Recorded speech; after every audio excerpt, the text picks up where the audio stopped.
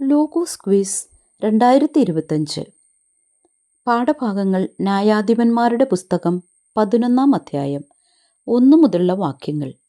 ഗിലെയാദുകാരനായ Jephthah ശക്തനായ സേനാനിയായിരുന്നു, പക്ഷേ അവൻ വേശ്യാപുത്രനായിരുന്നു. ഗിലെയാദായിരുന്നു അവൻ്റെ പിതാവ്. ഗിലെയാദിന് സ്വഭാര്യയിലും പുത്രന്മാരുണ്ടായിരുന്നു. അവർ വളർന്നപ്പോൾ ജെഫ്തായെ പുറന്തള്ളിക്കൊണ്ടു പറഞ്ഞു, ഞങ്ങളുടെ പിതാവിൻ്റെ അവകാശം നിനക്ക് ലഭിക്കാൻ പാടില്ല. നീ അന്യസ്ത്രീയുടെ മകനാണല്ലോ. അപ്പോൾ ജെഫ്ത തൻ്റെ സഹോദരന്മാരിൽ നിന്നും ഓടിപ്പോയി തോബ് എന്ന സ്ഥലത്ത് ചെന്ന് താമസിച്ചു. ഒരു നീചസംഘം അവനോട് ചേർന്ന് കൊള്ള ചെയ്ത് നടന്നിരുന്നു. അക്കാലത്താണ് അമ്മോന്യർ ഇസ്രായേലിനെതിരെ യുദ്ധത്തിന് വന്നത്. അപ്പോൾ ഗിലെയാദിലെ ശ്രേഷ്ഠന്മാർ ജെഫ്തായെ തോബ് ദേശത്ത് നിന്ന് കൂട്ടിക്കൊണ്ടുവരാൻ പോയി. അവർ ജെഫ്തായോട് പറഞ്ഞു, അമ്മോന്യരുള്ള യുദ്ധത്തിൽ നീ ഞങ്ങളെ സഹായിക്കണം.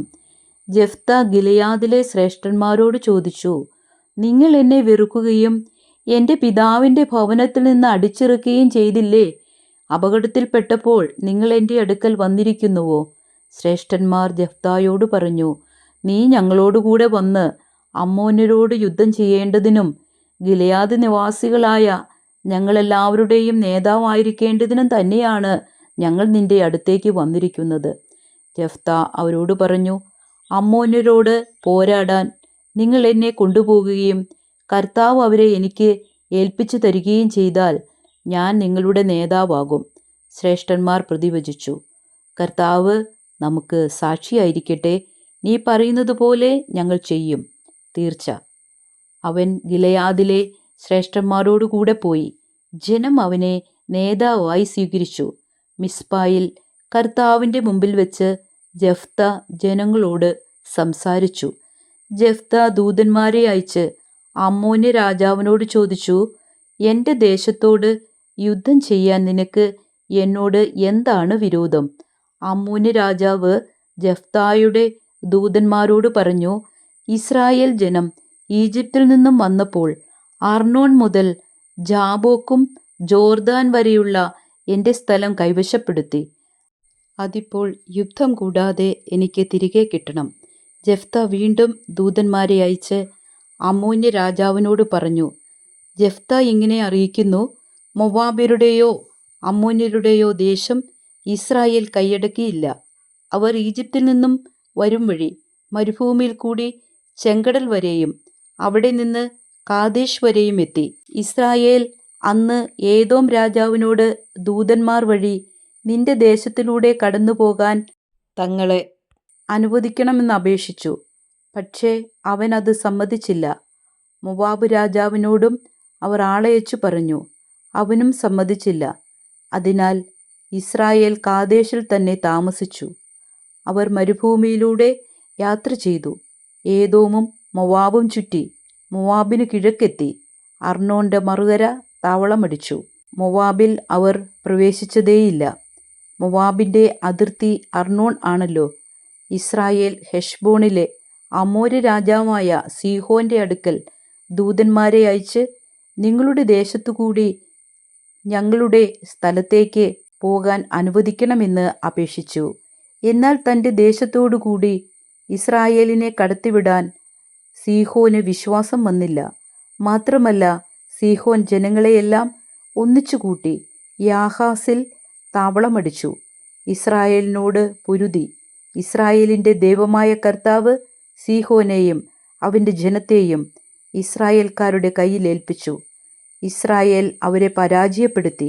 ആ സ്ഥലത്ത് താമസിച്ചിരുന്ന അമ്മോര്യരുടെ ദേശം അവർ പിടിച്ചെടുത്തു.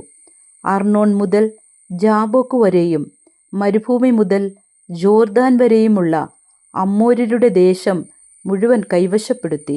അങ്ങനെ ഇസ്രായേലിൻ്റെ ദൈവമായ കർത്താവ് തന്നെ തൻ്റെ ജനമായ ഇസ്രായേലിൻ്റെ മുമ്പിൽ നിന്ന് അമ്മോര്യരെ തുരത്തിയിരിക്കെ നീ അവ കൈവശമാക്കാൻ പോകുന്നുവോ?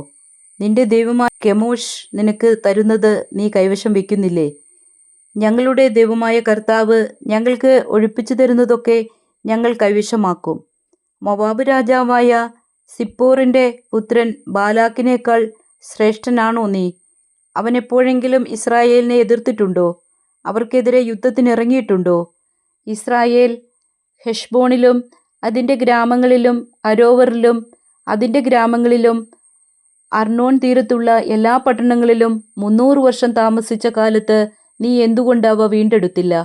ആകയാൽ ഞാൻ നിന്നോട് ഒരു അപരാധവും ചെയ്തിട്ടില്ല. ആ നിലയ്ക്ക് എന്നോട് യുദ്ധം ചെയ്യുന്നത് തെറ്റാണ്. ന്യായാധിപനായ കർത്താവ് ഇസ്രായേല്യർക്കും അമ്മോന്യർക്കും ഇടയ്ക്ക് ഇന്ന് ന്യായവിധി നടത്തട്ടെ. എന്നാൽ ജെഫ്തായുടെ സന്ദേശം അമ്മോന്യ രാജാവ് വകവച്ചില്ല. കർത്താവിൻ്റെ ആത്മാവ് ജെഫ്തായുടെ മേൽ ആവസിച്ചു. അവൻ ഗിലെയാദ്, മനാസെ എന്നിവിടങ്ങളിൽ കൂടി ഗിലെയാദിലെ മിസ്പായിലേക്ക് കടന്ന് അമ്മോന്യരുടെ ദേശത്തേക്ക് പോയി. ജെഫ്ത കർത്താവിനൊരു നേർച്ച നേർന്നു. അങ്ങ് അമ്മോന്യരെ എൻ്റെ കയ്യിൽ ഏൽപ്പിക്കുമെങ്കിൽ ഞാൻ അവരെ തോൽപ്പിച്ച് ജേതാവായി തിരികെ ചെല്ലുമ്പോൾ എന്നെ എതിരേൽക്കാൻ പടിവാതിക്കലേക്ക് ആദ്യം വരുന്നത് ആരായിരുന്നാലും അവൻ കർത്താവിൻ്റേതായിരിക്കും. ഞാൻ അവനെ ദഹനബലിയായി അവിടത്തേക്ക് അർപ്പിക്കും. ജെഫ്ത യുദ്ധം ചെയ്യാൻ അമ്മോന്യരുടെ അതിർത്തി കടന്ന് കർത്താവ് അവരെ അവൻ്റെ കയ്യിൽ ഏൽപ്പിച്ചു.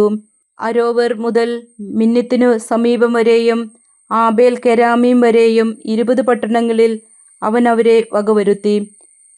വലിയ കൂട്ടക്കൊല നടന്നു. അമ്മോന്യർ ഇസ്രായേലിന് കീഴടങ്ങി. ജെഫ്ത മിസ്പായിലുള്ള തൻ്റെ വീട്ടിലേക്ക് വന്നു. അതാ അവൻ്റെ മകൾ തപ്പുകൊട്ടി നൃത്തം വെച്ച് അവനെ എതിരേൽക്കാൻ വരുന്നു. അവൾ അവൻ്റെ ഏകസന്താനമായിരുന്നു. വേറെ മകനോ മകളോ അവനില്ലായിരുന്നു. അവളെ കണ്ടപ്പോൾ അവൻ വസ്ത്രം കീറിക്കൊണ്ട് പറഞ്ഞു, അയ്യോ മകളെ, നീ എന്നെ ദുഃഖത്തിലാഴ്ത്തിയല്ലോ. നീ എന്നെ വല്ലാത്ത വിഷമത്തിലാക്കിയിരിക്കുന്നു. ഞാൻ കർത്താവിന് വാക്കുകൊടുത്തു പോയി. നേർച്ചയിൽ നിന്നും പിന്മാറാൻ എനിക്ക് സാധിക്കുകയില്ല. അവൾ പറഞ്ഞു, പിതാവേ, അങ്ങ് കർത്താവിന് വാക്കുകൊടുത്തെങ്കിൽ അതനുസരിച്ച് എന്നോട് ചെയ്തു കൊള്ളുക. കർത്താവ് ശത്രുക്കളായ അമ്മോന്യരോട് പ്രതികാരം ചെയ്തല്ലോ. അവൾ തുടർന്നു, ഒരു കാര്യം എനിക്ക് ചെയ്തു തരണം. സഖിമാരോടൊത്ത് പർവ്വതങ്ങളിൽ പോയി എൻ്റെ കന്യാത്വത്തെ പ്രതി 2 മാസത്തേക്ക് വിലപിക്കാൻ എന്നെ അനുവദിക്കണം. പോയിക്കൊള്ളുക എന്ന് പറഞ്ഞ് അവൻ 2 മാസത്തേക്ക് അവളെ അയച്ചു. അവൾ പർവ്വതങ്ങളിൽ സഖിമാരോടൊപ്പം താമസിച്ച് തൻ്റെ കന്യാത്വത്തെപ്പറ്റി വിലപിച്ചു. 2 മാസം കഴിഞ്ഞ് അവൾ പിതാവിൻ്റെ പക്കലേക്ക് തിരിച്ചു വന്നു. അവൻ നേർന്നിരുന്നതുപോലെ അവളോട് ചെയ്തു. അവൾ ഒരിക്കലും പുരുഷനെ അറിഞ്ഞിരുന്നില്ല. ഗിലെയാദുകാരനായ ജെഫ്തായുടെ പുത്രിയെ ഓർത്ത് ഇസ്രായേൽ പുത്രിമാർ വർഷം തോറും 4 ദിവസം കരയാൻ പോവുക പതിവായി തീർന്നു. ചോദ്യോത്തരങ്ങൾ. ജെഫ്ത ഏത് ദേശക്കാരനായിരുന്നു? ഗിലെയാദുകാരൻ. ജെഫ്തായുടെ പിതാവ് ആര്? ഗിലെയാദ്. ഗിലെയാദിന് സ്വഭാര്യയിലും പുത്രന്മാരുണ്ടായിരുന്നു. അവർ വളർന്നപ്പോൾ ആരെയാണ് പുറന്തള്ളിയത്? ജെഫ്തായെ. തൻ്റെ സഹോദരന്മാരിൽ നിന്നും ഓടിപ്പോയ ജെഫ്ത ചെന്ന് താമസിച്ചത് എവിടെ? തോബ് എന്ന സ്ഥലത്ത്. ജെഫ്തായോട് ചേർന്ന് കൊള്ള ചെയ്ത് നടന്നിരുന്നത് ആര്? ഒരു നീചസംഘം. ന്യായാധിപന്മാർ 11:4 ഇസ്രായേലിനെതിരെ യുദ്ധത്തിന് വന്നത് ആരെന്നാണ് സൂചിപ്പിക്കുന്നത്? അമ്മോന്യർ. ജെഫ്തായെ തോബ് ദേശത്ത് നിന്ന് കൂട്ടിക്കൊണ്ടുവരാൻ പോയത് ആര്? ഗിലെയാദിലെ ശ്രേഷ്ഠന്മാർ. അമ്മോന്യരോട് പോരാടാൻ നിങ്ങൾ എന്നെ കൊണ്ടുപോവുകയും കർത്താവ് അവരെ എനിക്ക് ഏൽപ്പിച്ചു തരികയും ചെയ്താൽ ഞാൻ നിങ്ങളുടെ നേതാവാകും. ആരാണ് ഇത് പറഞ്ഞത്? ജെഫ്ത. കർത്താവിൻ്റെ മുമ്പിൽ വെച്ച് ജെഫ്ത ജനങ്ങളോട് സംസാരിച്ചു. എവിടെ? മിസ്പയിൽ വെച്ച്. എൻ്റെ ദേശത്തോട് യുദ്ധം ചെയ്യാൻ നിനക്ക് എന്നോട് എന്താണ് വിരോധം എന്ന് ജെഫ്ത ദൂതന്മാരെ അയച്ച് ആരോടാണ് ചോദിച്ചത്? അമ്മോന്യ രാജാവിനോട്. ഇസ്രായേൽ ജനം ഈജിപ്തിൽ നിന്ന് വന്നപ്പോൾ അർണോൺ മുതൽ എവിടം വരെയുള്ള എൻ്റെ സ്ഥലം കൈവശപ്പെടുത്തി എന്നാണ് അമ്മോന്യ രാജാവ് പറഞ്ഞത്. ജാബോക്കും ജോർദാനും വരെയുള്ള. ഇസ്രായേൽ അന്ന് ഡാഷിനോട് ദൂതന്മാർ വഴി നിന്റെ ദേശത്തിലൂടെ കടന്നു പോകുവാൻ തങ്ങളെ അനുവദിക്കണമെന്ന് അപേക്ഷിച്ചു. ഏദോം രാജാവിനോട്. ഇസ്രായേൽ മരുഭൂമിയിലൂടെ യാത്ര ചെയ്ത് ഏദോമും മൊവാബും ചുറ്റി എവിടെയാണ് താവളമടിച്ചത്? അർണോന്റെ മറുകര. ന്യായാധിപന്മാർ 11:18 ഇസ്രായേൽ പ്രവേശിച്ചതില്ല എന്ന് പറയുന്നത് എവിടെ? മൊവാബിൽ. മോവാബിൻ്റെ അതിർത്തി അർണോൺ. ഇസ്രായേൽ ഹെഷ്ബോണിലെ അമ്മോന്യ രാജാവായ ഡാഷിൻ്റെ അടുക്കൽ ദൂതന്മാരെ അയച്ചു. സീഹോൻ ജനങ്ങളെ എല്ലാം ഒന്നിച്ചുകൂട്ടി എവിടെ താവളമടിച്ചാണ് ഇസ്രായേലിനോട് പൊരുതിയത്? യാഹാസിൽ. ന്യായാധിപന്മാർ 11-ാം അധ്യായത്തിൽ എത്ര വാക്യങ്ങളുണ്ട്? 40.